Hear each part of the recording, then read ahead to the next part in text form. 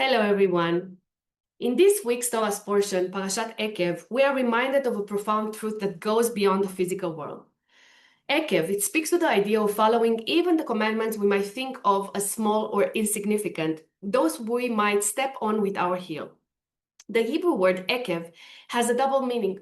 Its literal meaning is heel, but it is also used as a conjunction meaning because or a result of. The sages saw this double meaning as a profound teaching. They interpret the parasha's opening words, and it shall come to pass because you heed these ordinances, as a reference to the heel. The metaphor works like this. A person naturally pays close attention to the big, impressive mitzvot, like giving a large sum of charity, observing Shabbat, or studying Torah for long hours. These are the head commandments, which get our full focus and respect. However, there are also commandments that are easily overlooked, that we are tempted to dismiss or minor, or that require a small, consistent effort. These are the ones we might metaphorically trample with our heels because we don't consider them as important. What kind of commandments are these?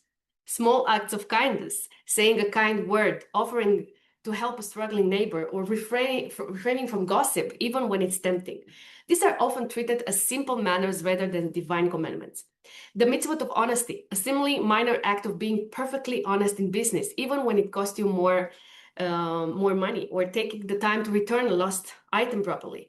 Specific, mundane rituals, like the small blessing we say before and after eating, which might be rushed, or the meticulous care required for kosher laws, which might seem burdensome.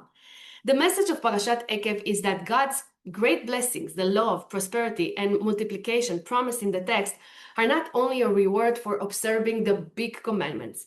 They are promised specifically for being diligent with the heel commandments.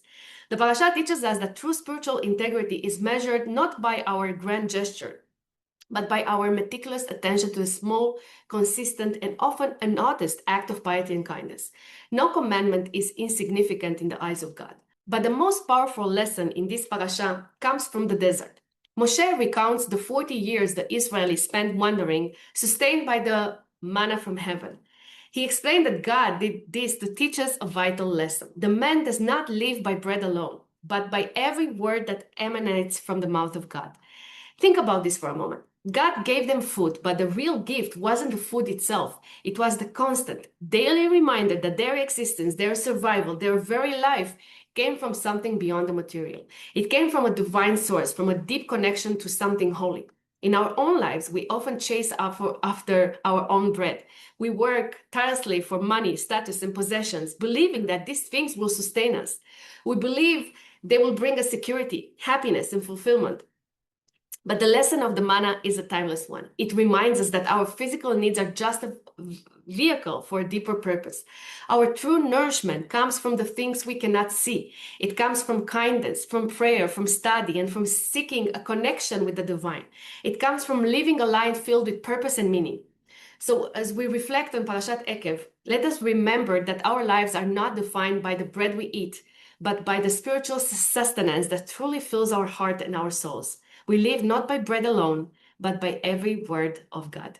Shabbat Shalom.